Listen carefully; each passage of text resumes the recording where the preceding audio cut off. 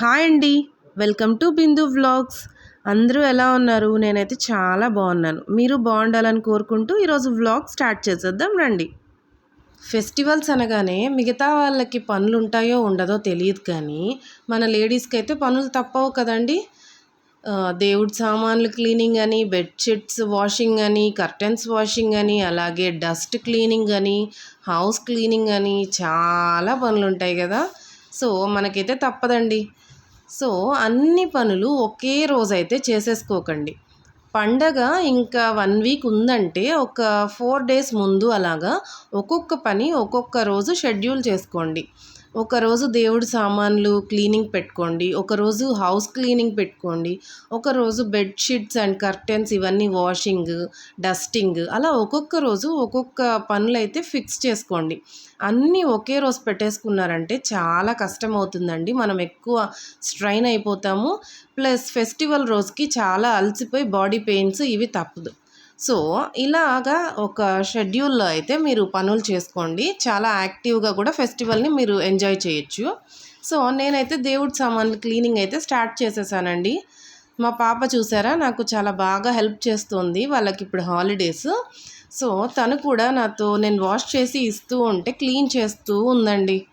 ఇలా చిన్న చిన్న పనులు చిన్నప్పటి నుంచే నేర్పిస్తూ ఉంటే వాళ్ళకి కూడా నేర్చుకుంటారండి. ఈ టైంలో చిన్న చిన్న పనులు చెప్పించామంటే వాళ్ళకి బాగుంటుందండి.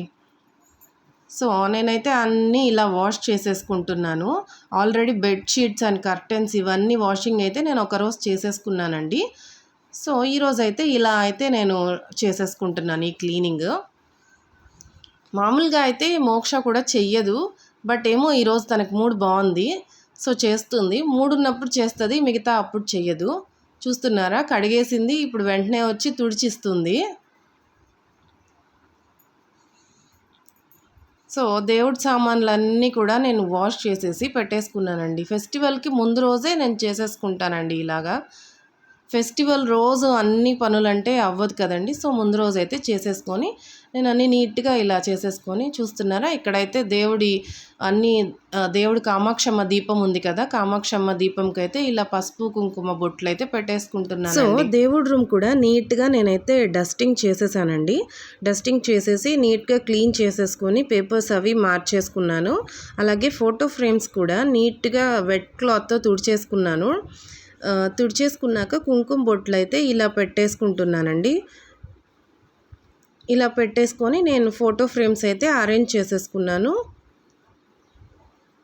చూస్తున్నారా ఎలా అరేంజ్ చేసేసానో. ఇలా అయితే అరేంజ్ చేసేసి ఆల్రెడీ నేను దేవుడి సామాన్లన్నీ క్లీన్ చేసి పెట్టేసుకున్నాను కదా, అవన్నీ నీట్గా అయితే అరేంజ్ చేసేస్తున్నానండి. మీరు మీ ఇంట్లో క్లీనింగ్ స్టార్ట్ చేసే ఉంటారనుకుంటానండి. మీరు నా వీడియో చూసి కొంచెం ఇన్స్పైర్ అయ్యి మీరు కూడా త్వరగా క్లీన్ చేసేసుకోండి. ఫెస్టివల్కి రెడీ అయిపోండి. Bye bye. Thank you. See you in another vlog. Please like, share and subscribe.